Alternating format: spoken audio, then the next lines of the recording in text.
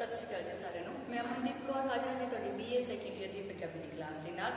BA second year की साडी चल रही पंजाबी की क्लास दे विच हुण तक जिहड़ी क्लास सी उहदे विच कर रहे सी असीं जी जिहड़ा अपना कवि आ नज़ाबत। तुहाडी BA सैकेंड ईयर की जिहड़ी क्लास है इस दे विच असीं तुहाडी मध्यकाल की चौवीं पंजाबी काव्य संग्रह जिहड़ा शुरू किया होया है, जिस दे विच कई कवि जिहड़े हन उन्हां दी रचनावां जिहड़ियां हन वो असीं तुहाडीआं पिछलियां क्लासां दे विच कर चुके हाँ। सो पहला असीं कीते सी जी मियाँ वजीद, बुल्ले शाह, धनीराम चात्रिक, उस तो बाद वारिस शाह, ते हुण फिर कर रहे सी नज़ाबत। नज़ाबत जी लिखी हुई जिहड़ी रचना सी नादर शाह दी वार, जिस दे विच असीं कर रहे सी जी करनाल दी लड़ाई, जो कि साडी जिहड़ी पिछली क्लास है उस दे विच पूर्ण हो चुकी है। सो अज की साडी क्लास दे विच असीं जिहड़े तुहाडे अगले कवि आ वो लैके हाजिर होए आ। सो अगले जिहड़े कवि आ साडे मध्यकाल की चौवीं पंजाबी कविता दे विच दर्ज जिहड़े अगले कवि आ वो हैगे आ जी हाशम शाह। सो हाशम शाह जी का लिखिया होया किस्सा जिहड़ा है सस्सी पुन्नू ड्यूड तोबड़े वो जिहड़े आ असीं जिहड़ी अज की क्लास दे विच लैके हाजिर होए आ, जो कि असीं अगले क्लासां दे विच जिहड़ा है कंप्लीट करांगे। सो हाशम शाह जी के लिखे हुए जिहड़े हर रचनावां उन्होंने शुरू करने तो पहला असीं एक छोटी जी जिहड़ी है झात मार रहे हैं उन्होंने जीवन के बारे में कि उन्होंने जिहड़ा जीवन है वो किस तरह का रहा ते उन्होंने किहड़ियां रचनावां जिहड़ियां हन वो साडी जिहड़ी इस बुक दे विच लिखियां हन। सो सब तो पहला असीं देखते हैं हाशम शाह जी के बारे में।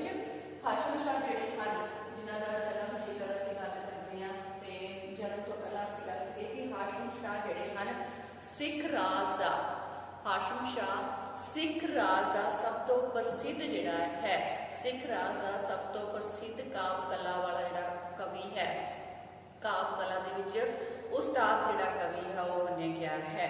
सो इन्हां दी बोली जिहड़ी है इन्हां दी बोली दे विच पकियाई है, सुगड़ता है, रवानगी है ते उच्च कोटि के कवियों के विच इन्हां नूं जिहड़ा मन्निया जाता है।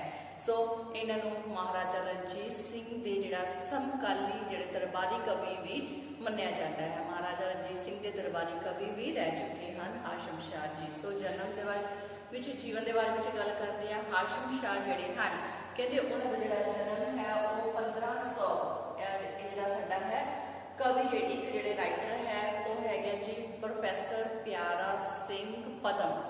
प्रोफैसर प्यारा सिंह पदम के अनुसार इन्हों का जिहड़ा जन्म है वो 1145 ईस्वी सन 1145 ईस्वी जानी कि 1735 ईस्वी के विच होया गया मन्निया गया है। सो ये जिहड़े हन इन्हां दा जिहड़ा जन्म है वो जगदेऊ कला इन्हां दा जिहड़ा पिंड है जी वो है जगदेऊ कला, जिला अमृतसर के रहने वाले सन। पिता जी का नाम हाजी मुहम्मद शरीफ महसूस शाह, हाजी मुहम्मद शरीफ महसूस शाह सी। ये जात के कुरैशी सन, कुरैशी जात के नाल संबंध रखने वाले सन ते इन्हां दी जिहड़ी मौत है वो 1843 ईस्वी दे विच होई सी। 1843 ईस्वी विच ये जिहड़े अकाल चलाना कर गए सन। सो हाशम शाह जिहड़े हन इन्हां ने अपनी जिहड़ी विद्या सी वो पहली विद्या पिंड की मसीत दे विचों ही प्राप्त की सी। फिर इन्हां ने अरबी फारसी की पढ़ाई भी जिहड़ी कीती। उस तो बाद फिर कहते ये हाजी साहिब पीर बख्श जलाल दे जाके मुरीद भी बने, उन्होंने चेले बन गए। जिहड़ी सिख राज समय की सूफी जिहड़ी मत सी उस दे नाल संबंधित इन्होंने कई पुस्तकां भी पढ़ियां अते अपने पिता का काम जिहड़ा सी उसनूं अगे भी तोरिया। वड्डे होके हाशम शाह जी ने कहते अपने पिता का पेशा जिहड़ा सी इन्हां दे पिता का जिहड़ा काम सी तरखाना काम सी उसनूं ही अगे चलाया सी। 15-16 साल की उम्र दे विच इन्हां दे पिता की जिहड़ी मौत है वो हो गई सी ते आपने पिता का काम जिहड़ा अगे चला के अपने परिवार का पालन पोषण शुरू किया सी। फिर इन्हां दे नाल ही नाल कई जिहड़ियां हन सिख साहित्य नाल संबंधित जिहड़ियां पुस्तकावां सन वो भी पढ़ियां ते कविता रचना जिहड़ी शुरू कर दी। इन्हां दी कविता रचना दे विच इन्ना ज़्यादा रस सी कि लोकी इन्हां दीयां कवितावां सुन के मस्ती दे विच झूमण लग पैंदे सन। सो इन्हां ने कई ड्यूट भी लिखे कई किस्से जिन्हां दे विचों सस्सी पुन्नू, शीरी फरियाद, लैला मजनू, सोहनी महिबाल जिहड़े हन इन्हां दे किस्से सानूं लिखे हुए प्राप्त हुंदे हन।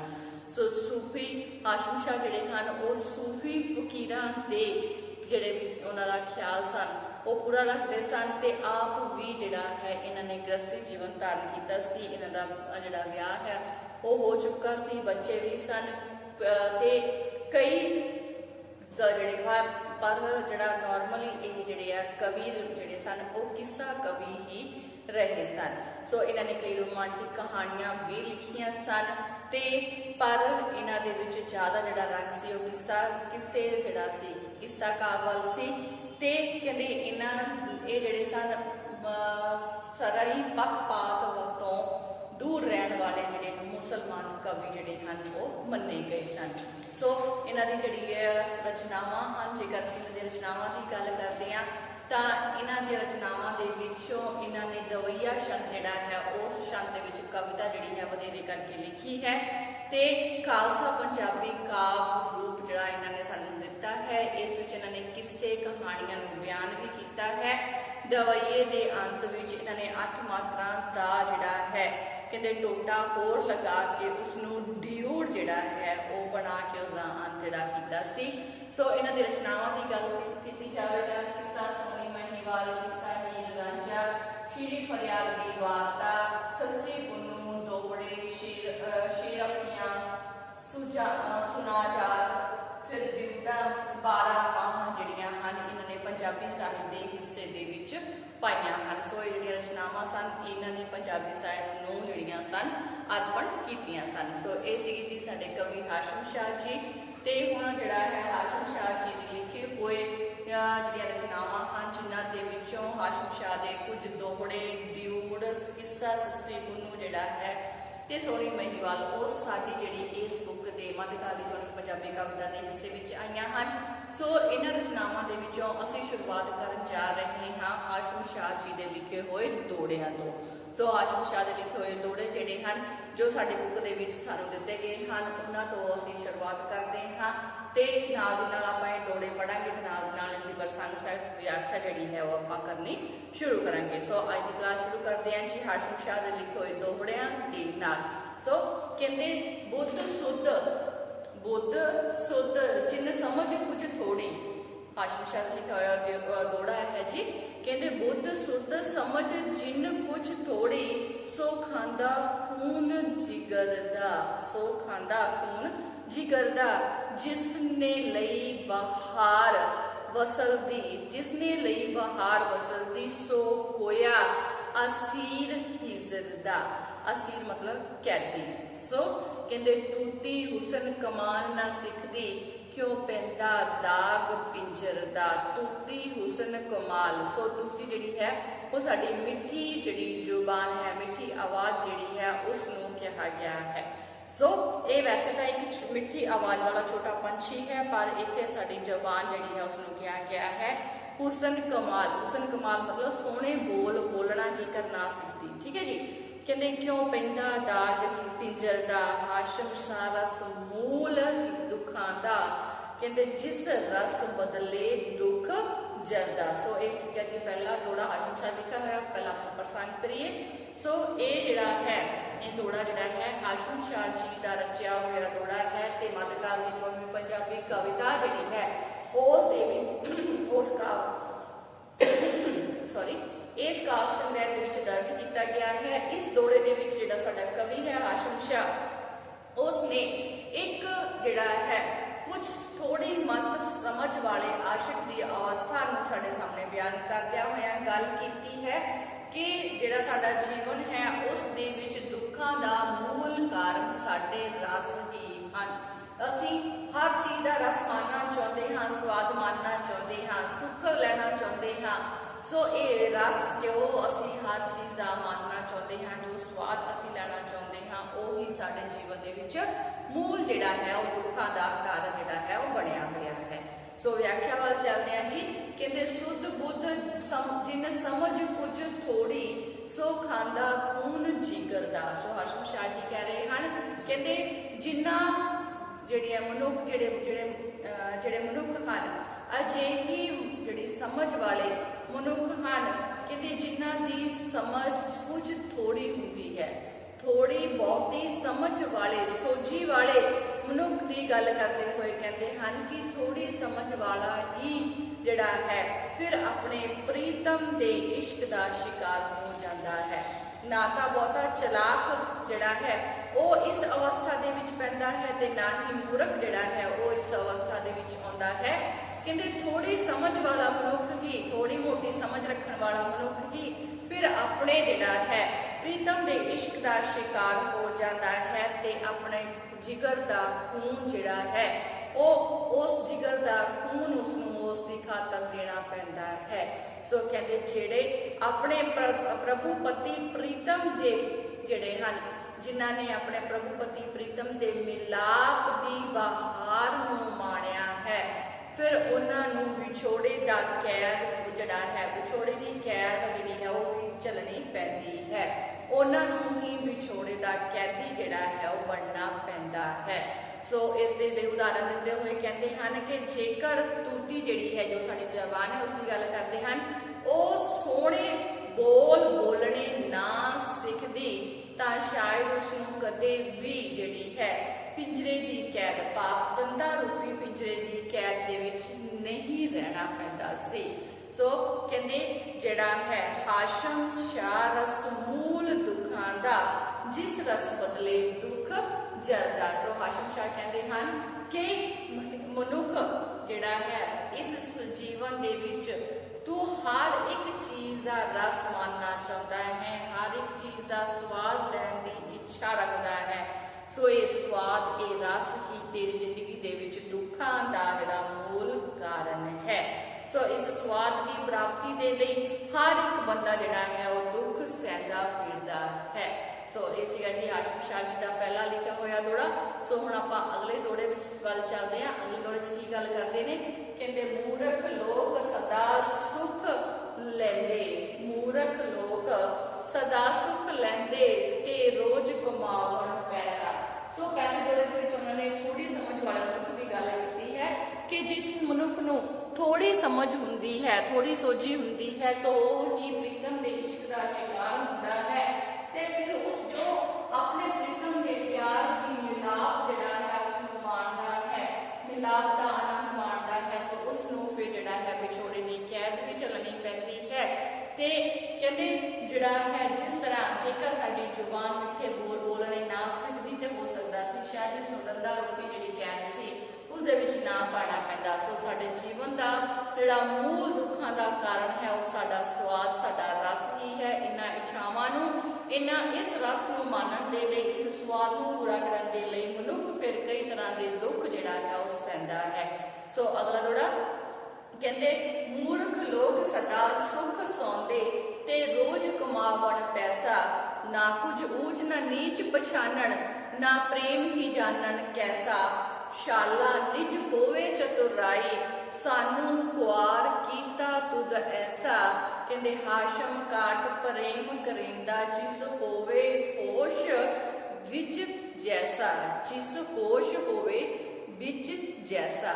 ਸੋ ਕਹਿੰਦੇ ਜਿਹੜਾ ਹਾਸ਼ਮ ਸ਼ਾਹ ਜੀ ਹਨ ਫਿਰ ਅਗਲੀ ਜਿਹੜੀ ਹੈ ਦੋੜਾ ਹੈ ਉਹ ਵਿੱਚ ਗੱਲ ਕਰਦੇ ਹਨ ਕਿ ਜਿਹੜੇ ਬੰਦੇ, ਜਿਸ ਬੰਦੇ ਨੂੰ ਜਿੰਨੀ ਕੋ ਸੂਝ-ਬੂਝ ਹੁੰਦੀ ਹੈ ਉਸ ਦੇ ਉੱਤੇ ਪ੍ਰੇਮ ਵੀ ਫਿਰ ਓਨਾ ਹੀ ਅਸਰ ਜਿਹੜਾ ਹੈ ਉਹ ਦਿਖਾਉਂਦਾ ਹੈ। ਸੋ ਮੂਰਖ ਲੋਕਾਂ ਦੀ ਗੱਲ ਕਰਦੇ ਹੋਏ ਕਹਿੰਦੇ ਹਨ ਕਿ ਜਿਹੜੇ ਲੋਕ ਮੂਰਖ ਹੁੰਦੇ ਹਨ, ਕਹਿੰਦੇ ਮੂਰਖ ਲੋਕ ਸਦਾ ਹੀ ਸੌਖੇ ਜਿਹੜੀ ਹੈ ਸੁੱਖ ਦੀ ਨੀਂਦ ਸੌਂਦੇ ਹਨ। ਕਹਿੰਦੇ ਉਹ ਹਰ ਰੋਜ਼ ਪੈਸਾ ਵੀ ਕਮਾਉਂਦੇ ਹਨ। ਕਹਿੰਦੇ ਉਹ ਕੋਈ ਊਚ ਨੀਚ ਦੀ ਉਹਨਾਂ ਨੂੰ ਕਿਸੇ ਦੀ ਪਛਾਣ ਨਹੀਂ ਹੁੰਦੀ। ਉਹਨਾਂ ਨੂੰ ਜ਼ਿੰਦਗੀ ਦੇ ਵਿੱਚ ਜਿਹੜਾ ਹੈ ਕੋਈ ਵੀ ਇਸ ਤਰ੍ਹਾਂ ਦੀ ਊਚ ਨੀਚ ਦੀ ਗੱਲ ਜਿਹੜੀ ਹੈ ਉਹਨਾਂ ਦੇ ਦਿਮਾਗਾਂ ਦੇ ਵਿੱਚ ਨਹੀਂ ਆਉਂਦੀ ਤੇ ਨਾ ਹੀ ਉਹ ਪਿਆਰ ਨੂੰ ਜਾਣਦੇ ਹਨ ਕਿ ਉਹ ਕਿਸ ਤਰ੍ਹਾਂ ਦਾ ਹੁੰਦਾ ਹੈ। ਉਹਨਾਂ ਦਾ ਸਿਰਫ ਤੇ ਸਿਰਫ ਇੱਕੋ ਕੰਮ ਹੀ ਹੁੰਦਾ ਹੈ ਕਿ ਉਹ ਆਪਣੇ ਕੰਮ ਦੇ ਵਿੱਚ ਮਸਤ ਲੱਗੇ ਰਹਿੰਦੇ ਹਨ ਤੇ ਪੈਸਾ ਜਿਹੜਾ ਹੈ ਕਮਾਉਂਦੇ ਰਹਿੰਦੇ ਹਨ ਤੇ ਹੋਰ ਕਿਸੇ ਚੀਜ਼ ਦੇ ਵੱਲ ਉਹਨਾਂ ਦਾ ਧਿਆਨ ਹੀ ਨਹੀਂ ਜਾਂਦਾ। ਸੋ ਕਹਿੰਦੇ ਜਿਹੜੇ ਕੁਝ ਚਤੁਰ ਲੋਕ ਹੁੰਦੇ ਹਨ ਤੇ ਫਿਰ ਉਹ ਆਪਣੀ ਚਤੁਰਾਈ ਦੇ ਵਿੱਚ फस जाते हैं ते इस चतुराई दे विच फस के ही फिर जिहड़ा है उन्हां नूं जिहड़ा है कई मुसीबतां जिहड़ियां हन कई दुख जिहड़े हन वो सहारने पैंदे हन। सो कहंदे ये जिहड़ी है ये चतुराई जिहड़ी है वो हाशिम शाह कहंदे हन कि काश शायद ये चतुराई कदे ना हुंदी, कहंदे जिसने मैनू भी खराब कीता होया है। शाला काश ये चतुराई हुंदी ही ना जिसने मैनू भी खराब किया होया है। असल विच जिन्नी किसे दे कोल चतुराई हुंदी है, जिन्नी किसे नू होश हुंदी है, फिर प्यार भी प्रेम भी उसदे उत्ते उन्ना ही काटवा असर जिहड़ा है वो करदा है।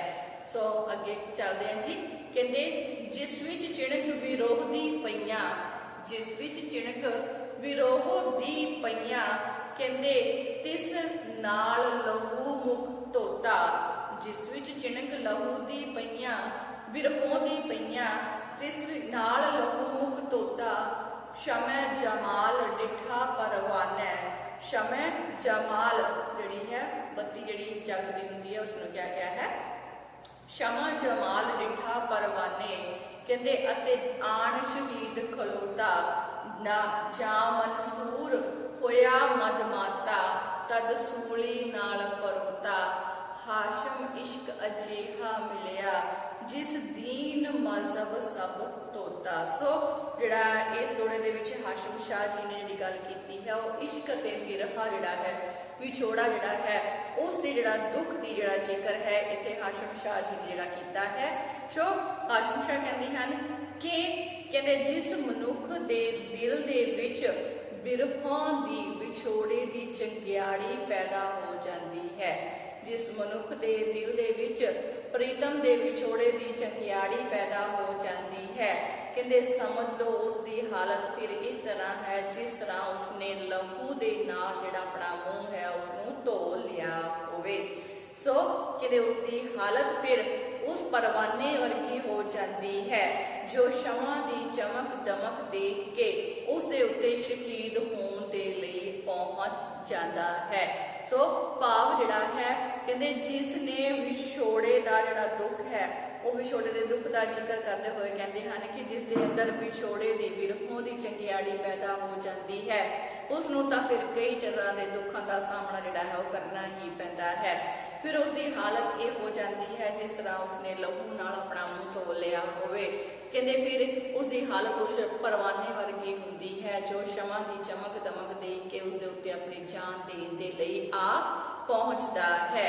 कहंदे जा मंसूर हुआ मदमाता तद सूली नाल परोता। सो अगे जिहड़ा है कहंदे जदों मतलब जदों ओहो मंसूर वांग इश्क दी शराब पी के मस्त हो जाता है तद फिर उसनूं जिहड़ा है अपना दीन धर्म सब भुल जाता है ते कहंदे फिर उसनूं जिहड़ा है सूली दे उत्ते चढ़ना भी मंजूर जिहड़ा है वो हो जाता है।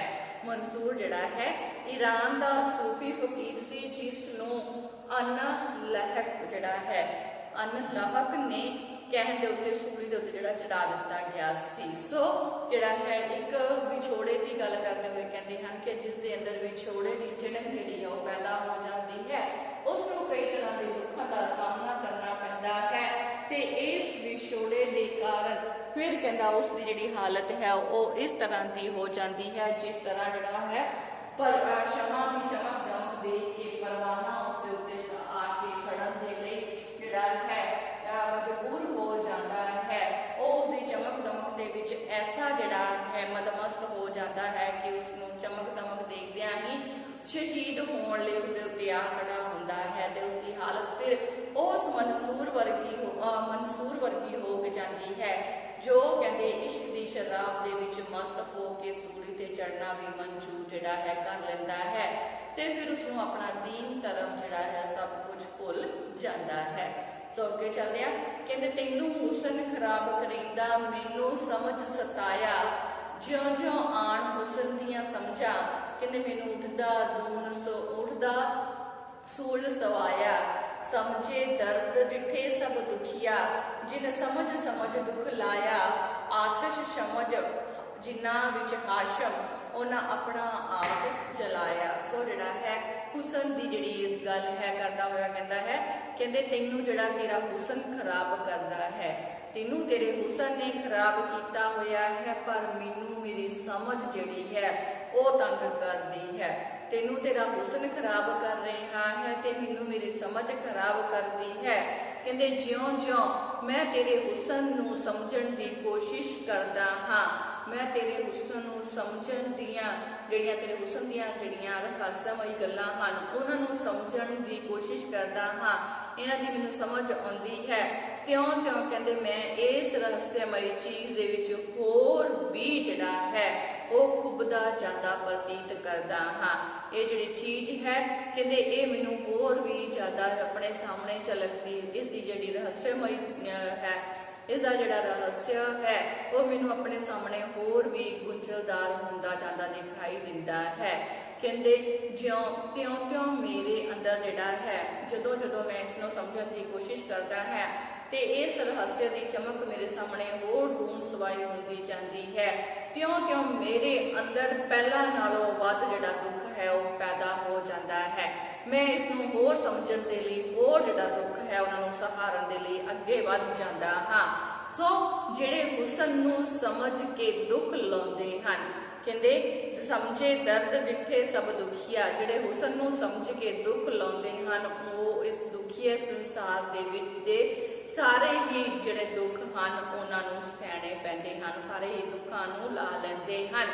ਸੋ ਅਸਲ ਦੇ ਵਿੱਚ ਕਹਿੰਦੇ ਇਹ ਉਹ ਅੱਗ ਹੈ, ਉਸ ਅੱਗ ਨੂੰ ਜਿਹੜੀ ਜਿਸ ਨੂੰ ਸਮਝ ਕੇ ਕਹਿੰਦੇ ਜਿਹੜਾ ਪਰਵਾਨਾ ਹੈ ਉਹ ਆਪਣੇ ਆਪ ਨੂੰ ਉਸ ਅੱਗ ਦੇ ਵਿੱਚ ਸਾੜ ਲੈਂਦਾ ਹੈ। ਅਸਲ ਦੇ ਵਿੱਚ ਇਹ ਹੁਸਨ ਤੇ ਇਸ਼ਕ ਅਜਿਹੀਆਂ ਗੱਲਾਂ ਹਨ ਜਿਨ੍ਹਾਂ ਨੂੰ ਸਮਝ ਕੇ ਵੀ ਕੋਈ ਆਪਣੇ ਆਪ ਉਸ ਦੇ ਵਿੱਚ ਸੜ ਜਾਂਦਾ ਹੈ। ਸੋ ਜਿਹੜਾ ਹਾਸ਼ਿਮ ਸ਼ਾਹ ਕਹਿੰਦਾ ਹੈ ਕਿ ਮੈਂ ਤੇਰੇ ਹੁਸਨ ਨੂੰ ਸਮਝਣ ਦੀ ਕੋਸ਼ਿਸ਼ ਕਰਦਾ ਹਾਂ, ਪਰ ਮੈਨੂੰ ਮੇਰੀ ਸਮਝ ਜਿਹੜੀ ਹੈ ਉਹ ਹੋਰ ਵੀ ਜ਼ਿਆਦਾ ਤੰਗ ਕਰਦੀ ਹੈ ਜਦੋਂ ਮੈਂ ਇਸ ਦੇ ਰਹੱਸਮਈ ਜਿਹੜੀਆਂ ਗੱਲਾਂ ਹਨ ਉਹਨਾਂ ਦੇ ਵਿੱਚ ਹੋਰ ਵੀ ਜ਼ਿਆਦਾ ਖੋ ਜਾਂਦਾ ਪ੍ਰਤੀਤ ਕਰਦਾ ਹਾਂ।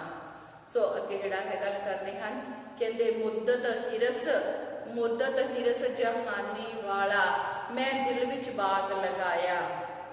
ਮੁੱਦਤ ਹਿਰਸ ਜਹਾਨੀ ਵਾਲਾ ਮੈਂ ਦਿਲ ਵਿੱਚ ਬਾਗ ਲਗਾਇਆ, ਓੜਕ ਬਾਗ ਹੋਇਆ ਪਰਵਰਦਾ ਮਤਲਬ ਜਦੋਂ ਪਲ ਕੇ ਵੱਡਾ ਹੋ ਜਾਂਦਾ ਹੈ ਉਸ ਦੀ ਗੱਲ ਕਰਦੇ ਆ। ਕਹਿੰਦੇ ਓੜਕ ਬਾਗ ਹੋਇਆ ਪਰਵਰਦਾ ਅਤੇ ਨਾਲ ਗੁਲਾ ਸਭ ਛਾਇਆ, ਗੁਲ ਮਤਲਬ ਫੁੱਲ, ਨਾਲ ਗੁਲਾ ਸਭ ਛਾਇਆ, ਮੈਂ ਮੈਂ ਮੁਸ਼ਕ ਲਿਆ ਹਰ ਗੁਲ ਥੋਂ, ਤਦ ਭੇਦ ਚਮਨ ਦਾ ਪਾਇਆ, ਹਾਸ਼ਮ ਬੇਬੁਨਿਆਦੀ ਵਾਲਾ ਮੈਨੂੰ ਮੁਸ਼ਕ ਗੁਲਾਂ ਥੀ ਆਇਆ। ਸੋ ਜਿਹੜਾ ਹੈ ਦੁਨਿਆਵੀ ਜਿਹੜਾ ਹੈ ਸੰਸਾਰਿਕ ਪਦਾਰਥਾਂ ਦੀ ਨਾਸ਼ਵਾਨਤਾ ਦੀ ਜਿਹੜੀ ਗੱਲ ਹੈ ਉਹ ਇਸ ਤੋੜੇ ਦੇ ਵਿੱਚ ਹਾਸ਼ਿਮ ਸ਼ਾਹ ਜੀ ਨੇ ਕੀਤੀ ਹੈ। ਸੋ ਫਿਰ ਕਹਿੰਦੇ ਮੁੱਦਤ ਹਿਰਸ ਜਹਾਨੀ ਵਾਲਾ ਮੈਂ ਦਿਲ ਵਿੱਚ ਬਾਗ ਲਗਾਇਆ। ਸੋ ਕਹਿੰਦੇ ਕਈ ਚਿਰਾਂ ਤੋਂ ਮੈਂ ਆਪਣੇ ਦਿਲ ਦੇ ਵਿੱਚ ਸੰਸਾਰਿਕ ਪਦਾਰਥਾਂ ਦੇ ਪ੍ਰਤੀ ਮੋਹ ਦਾ ਜਿਹੜਾ ਬਾਗ ਸੀ ਉਹ ਆਪਣੇ ਦਿਲ ਦੇ ਵਿੱਚ ਲਾਇਆ ਹੋਇਆ ਸੀ। ਮੈਂ ਬਹੁਤ ਸਮੇਂ ਪਹਿਲਾਂ ਤੋਂ ਹੀ ਕਹਿੰਦੇ ਸੰਸਾਰਿਕ ਪਦਾਰਥਾਂ ਦੇ ਪ੍ਰਤੀ ਜਿਹੜਾ ਮੇਰਾ ਮੋਹ ਸੀ, ਇਹਨਾਂ ਦੇ ਪ੍ਰਤੀ ਜਿਹੜੀ ਮੇਰੀ ਇੱਛਾ ਸੀ, ਉਸ ਮੋਹ ਦਾ ਜਿਹੜਾ ਬਾਗ ਸੀ ਉਹ ਆਪਣੇ ਦਿਲ ਦੇ ਵਿੱਚ ਲਗਾ ਲਿਆ ਸੀ। ਤੇ ਅਖੀਰ ਜਦ ਓੜਕ ਬਾਗ ਹੋਆ ਪਰਵਰਦਾ ਤੇ ਨਾਲ ਗੁਲਾ ਸ਼ਬ ਛਾਇਆ, ਕਹਿੰਦੇ ਜਦੋਂ ਅਖੀਰ ਇਹ ਬਾਗ ਜਿਹੜਾ ਸੀ ਪੜ ਕੇ ਫੁੱਲਾਂ ਦੇ ਨਾਲ ਜਿਹੜਾ ਸੀ ਭਰ ਗਿਆ ਤਾਂ ਕਹਿੰਦੇ ਮੈਨੂੰ ਜਿਹੜਾ ਬਹੁਤ ਜ਼ਿਆਦਾ ਖੁਸ਼ੀ ਹੋਈ ਜਦੋਂ ਸੰਸਾਰਿਕ ਪਦਾਰਥਾਂ ਰੂਪੀ ਬਾਗ ਜਿਹੜਾ ਸੀ ਕਹਿੰਦੇ ਇਹ ਪੂਰਾ ਦਾ ਪੂਰਾ ਪਲ ਚੁੱਕਿਆ ਸੀ ਤੇ ਪਲ ਕੇ ਫੁੱਲਾਂ ਦੇ ਨਾਲ ਭਰ ਗਿਆ ਸੀ। ਕਹਿੰਦੇ ਜਾਂ ਮੈਂ ਮੁਸ਼ਕ ਲਿਆ ਹਰ ਗੁਲ ਤੋਂ ਕਹਿੰਦੇ ਤਦ ਭੇਦ ਚਮਨ ਦਾ ਪਾਇਆ। ਫਿਰ ਜਦੋਂ ਇਹ ਸੰਸਾਰਿਕ ਪਦਾਰਥਾਂ ਰੂਪੀ ਫੁੱਲਾਂ ਨਾਲ ਭਰਿਆ ਹੋਇਆ ਬਾਗ ਪੂਰੀ ਤਰ੍ਹਾਂ ਪਲ ਗਿਆ ਸੀ ਤਾਂ ਮੈਂ ਜਿਹੜਾ ਸੀ ਇਸ ਬਾਗ ਦੇ ਵਿੱਚ ਜਦੋਂ ਗਿਆ ਤੇ ਜਾ ਕੇ ਮੈਂ ਹਰ ਇੱਕ ਫੁੱਲ ਦੀ ਵਾਸ਼ਨਾ ਜਿਹੜੀ ਸੀ ਉਹ ਪ੍ਰਾਪਤ ਕੀਤੀ। ਕਹਿੰਦੇ ਫਿਰ ਮੈਨੂੰ ਇਸ ਜਿਹੜਾ ਸੀ ਬਾਗ ਦਾ ਅਸਲੀ ਭੇਦ ਜਿਹੜਾ ਉਹ ਮੇਰੇ ਸਾਹਮਣੇ ਆ ਚੁੱਕਾ ਸੀ। ਜਦੋਂ ਮੈਂ ਹਰ ਇੱਕ ਫੁੱਲ ਦੀ ਜਿਹੜੀ ਸੀ ਖੁਸ਼ਬੂ ਜਿਹੜੀ ਸੀ ਉਹ ਜਾ ਕੇ ਪ੍ਰਾਪਤ ਕੀਤੀ ਤਾਂ ਇਸ ਖੁਸ਼ਬੂ ਦੀ ਪ੍ਰਾਪਤੀ ਤੋਂ ਬਾਅਦ ਮੈਨੂੰ ਇਸ ਬਾਗ ਦਾ ਅਸਲ ਭੇਦ ਜਿਹੜਾ ਸੀ ਉਹ ਪਤਾ ਲੱਗ ਚੁੱਕਾ ਸੀ। ਕਹਿੰਦੇ ਹਾਸ਼ਮ ਬੇਬੁਨਿਆਦੀ ਵਾਲਾ ਮੈਨੂੰ ਮੁਸ਼ਕ ਗੁਲਾਂ ਥੀ ਆਇਆ। ਫਿਰ ਜਿਹੜਾ ਸੀ ਮੈਨੂੰ ਹਰ ਫੁੱਲ ਦੇ ਵਿੱਚੋਂ ਇੱਕ ਹੀ ਵਾਸ਼ਨਾ ਆ ਰਹੀ ਸੀ ਕਿ ਇਹ ਸਦਾ ਰਹਿਣ ਵਾਲਾ ਨਹੀਂ ਹੈ। ਅਰਥਾਤ ਮਨੁੱਖ ਜਿਹੜਾ ਹੈ ਉਹ ਸੰਸਾਰਿਕ ਪਦਾਰਥਾਂ ਦੇ ਮੋਹ ਦੇ ਪਿੱਛੇ ਕਹਿੰਦੇ ਨਿਰਾਰਥਕ ਹੀ ਭੱਜਾ ਫਿਰਦਾ ਹੈ। ਉਹ ਸੰਸਾਰਿਕ ਪਦਾਰਥਾਂ ਦੇ ਮੋਹ ਦੇ ਮਗਰ ਲੱਗਾ ਹੋਇਆ ਕਿਤੇ ਬੇਅੰਤ ਜਿਹੜੀਆਂ ਕੋਸ਼ਿਸ਼ਾਂ ਕਰਦਾ ਫਿਰਦਾ ਹੈ, ਪਰ ਇਹ ਸਭ ਕੋਸ਼ਿਸ਼ਾਂ ਨਿਰਾਰਥਕ ਹਨ ਕਿਉਂਕਿ ਉਸ ਦੁਆਰਾ ਇਕੱਠੇ ਕੀਤੇ ਹੋਏ ਸੰਸਾਰਿਕ ਪਦਾਰਥ ਜਿਹੜੇ ਹਨ ਉਸ ਦੇ ਨਾਲ ਸਦਾ ਲਈ ਜਿਹੜਾ ਹੈ ਨਹੀਂ ਰਹਿ ਪਾਉਣਗੇ। ਉਸ ਨੂੰ ਇਹਨਾਂ ਸੰਸਾਰਿਕ ਪਦਾਰਥਾਂ ਨੂੰ ਅਖੀਰ ਛੱਡ ਕੇ ਇਸ ਦੁਨੀਆ ਤੋਂ ਜਾਣਾ ਹੀ ਪਵੇਗਾ। ਸੋ ਇਹ ਜਿਹੜੇ ਸੰਸਾਰਿਕ ਪਦਾਰਥ ਹਨ ਸਦਾ ਲਈ ਉਸ ਦਾ ਸਾਥ ਜਿਹੜਾ ਹੈ ਉਹ ਨਹੀਂ ਦੇਣਗੇ। ਸੋ ਹਾਸ਼ਮ ਸ਼ਾਹ ਜਿਹੜਾ ਹੈ ਉਹ ਕਹਿੰਦਾ ਹੈ ਕਿ ਮੈਂ ਸੰਸਾਰਿਕ ਪਦਾਰਥਾਂ ਨੂੰ ਪ੍ਰਾਪਤ ਕਰਨ ਦੀ ਇੱਛਾ ਮਨ ਵਿੱਚ ਤਾਂ ਪੈਦਾ ਕੀਤੀ, ਪਰ ਅਖੀਰ ਮੈਨੂੰ ਜਿਹੜਾ ਸੀ ਇਸ ਭੇਦ ਦਾ ਪਤਾ ਲੱਗ ਗਿਆ ਕਿ ਸੰਸਾਰਿਕ ਪਦਾਰਥ ਮੇਰੇ ਨਾਲ ਸਦਾ ਨਹੀਂ ਰਹਿਣਗੇ। ਸੋ ਇਹ ਸੀਗੇ ਜੀ ਹਾਸ਼ਮ ਸ਼ਾਹ ਜੀ ਦੇ ਲਿਖੇ ਹੋਏ ਦੋੜੇ। 10 ਜਿਹੜੇ ਦੋੜੇ ਹਨ ਉਹ ਸਾਡੀ ਇਸ ਬੁੱਕ ਦੇ ਵਿੱਚ ਦਰਜ ਕੀਤੇ ਹਨ, ਜਿਨ੍ਹਾਂ ਦੇ ਵਿੱਚੋਂ 5 ਅਸੀਂ ਜਿਹੜੀ ਹੈ ਅੱਜ ਦੀ ਕਲਾਸ ਦੇ ਵਿੱਚ ਕੀਤੇ ਹਨ ਤੇ 5 ਅਸੀਂ ਸਾਡੀ ਕੱਲ ਦੀ ਕਲਾਸ ਦੇ ਵਿੱਚ ਕਰਾਂਗੇ। ਸੋ ਅੱਜ ਦੀ ਕਲਾਸ ਦੇ ਵਿੱਚ ਇੰਨਾ ਹੀ ਕਰਾਂਗੇ ਤੇ ਅੱਜ ਦੀ ਕਲਾਸ ਨਾਲ ਇੱਥੇ ਸਮਾਪਤ ਕਰਾਂਗੇ। ਮਿਲਦੇ ਹਾਂ ਸਾਡੀ ਅਗਲੀ ਕਲਾਸ ਦੇ ਵਿੱਚ। ਧੰਨਵਾਦ ਜੀ।